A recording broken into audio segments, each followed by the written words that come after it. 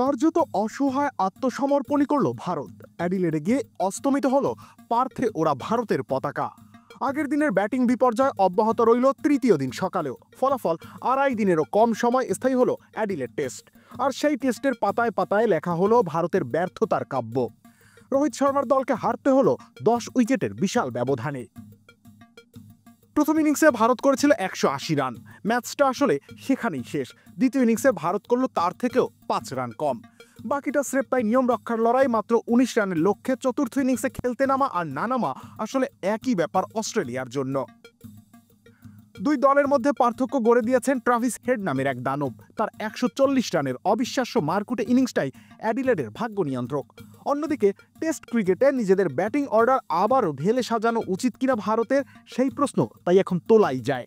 লেবুর সুঘ্রাণ আরো বেশি, ত্বকের যত্ন আরো বেশি, চলে আরো বেশি। আপনার পকেটে কি বিদেশি না বাংলাদেশি? আগের টেস্টে ভারতের বোলাররা তাও ঢাল হয়ে দাঁড়িয়েছিল, এবার সেটাও হয়নি।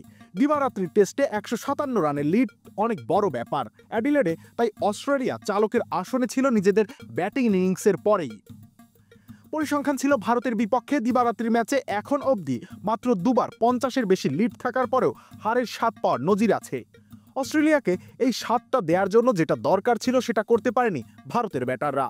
বরং মিশেল স্টার্ক, স্কট বোল্যান্ড আর প্যাট কামিন্সরা রীতিমতো আগুন ঝরিয়েছেন। সেই আগুনের বিপরীতে ভারত প্রতিরোধ গড়তে পেরেছে খুব সামান্যই। আর আগুনের মাত্রাটা একটু বেশিই ছিল প্যাট কামিন্সের বোলিংয়ে। অজি অধিনায়ক নিয়েছেন 5 উইকেট। পান্থ রেড্ডিরা বিদায় নিয়েছেন মাথা নিচু করে। রবিউল ইসলাম রনি, খেলা 71।